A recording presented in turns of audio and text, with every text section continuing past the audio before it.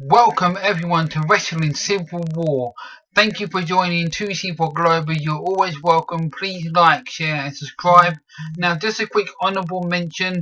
In this list, New Japan Pro Wrestling Chaos is an honourable mention because they had chaos within chaos with Jay White, Jado and Jido having issues with Okada and there's a confliction between them, so I've made them an honourable mention in this list.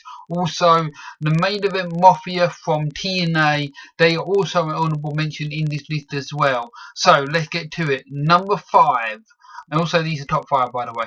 Number 5, we have your very own Nexus versus New Nexus. If you remember back in WWE around 2010 time, when you had the Nexus coming in, they was hot, they were fresh, they felt a bit different. The young guys, they wanted airtime, they didn't want this lack of respect between the way they were treated on the show. So again, you had Wade Barrett, Daniel Bryan, you had Heath Slater, Justin Gabriel, them guys battling it out, destroying the ring, and they wanted that top spot. They wanted the main event. And they did a pretty good job, when they first came in, they dominated pretty well. Of course, we all know the Daniel Bryan incident when he got fired. But again, the issues died. Wade Barrett, was then kicked out by the new leader, CM Punk, and it became this little civil war between Nexus versus New Nexus, and it almost collided at the Royal Rumble 2011, I believe. Just double check me if I'm wrong on that one in the comments.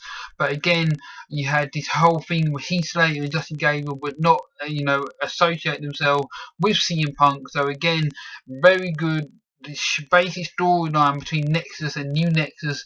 John Cena, of course, got involved, which brought Nexus down and destroyed them pretty much. But again, Nexus versus New Nexus is a prime example of a civil war in wrestling. Number 4.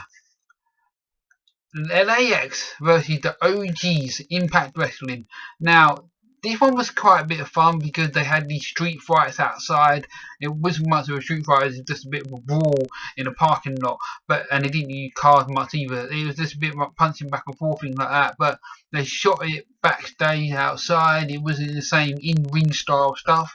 So again, LAX versus the OGs worked in its own way, and it made it a different style to your normal wrestling type of stuff you see every single day. So again, you have to appreciate to try and push the envelope to be creative with the whole LAX versus OGs storyline, where you had Conan saying, "King, I raised you," when you was out in the streets and everything like that. They did the whole Latino clubhouse thing, and it just made it felt fresh a little bit and felt different. So again, you have to give them credit where credit is due.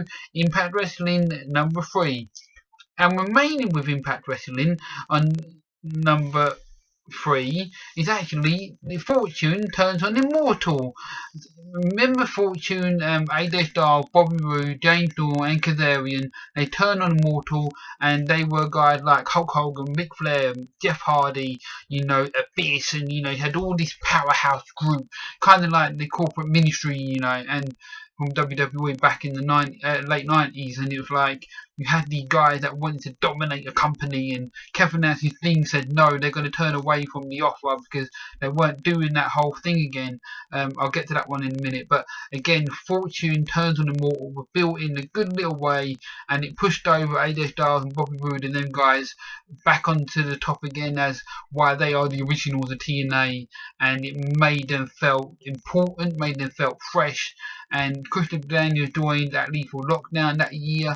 But again, Fortune turning on Immortal was done in a very good way.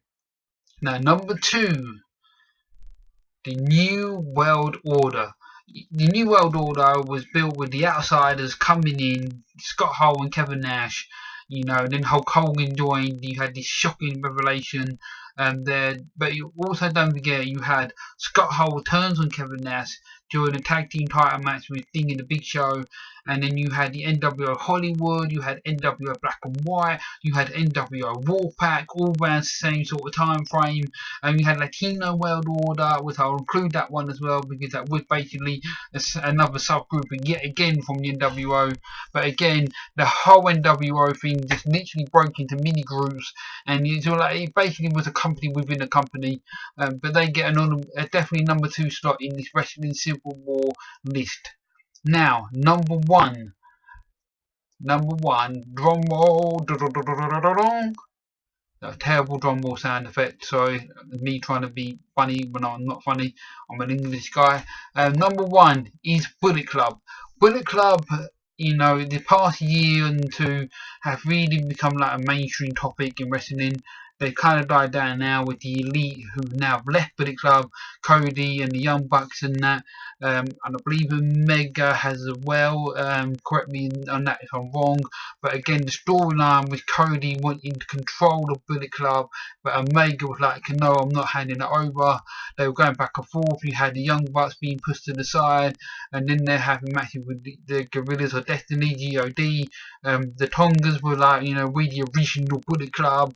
Ishimori joined in the original Bullet Club, guys. So you had kind of the whole Japan versus outside thing within Bullet Club.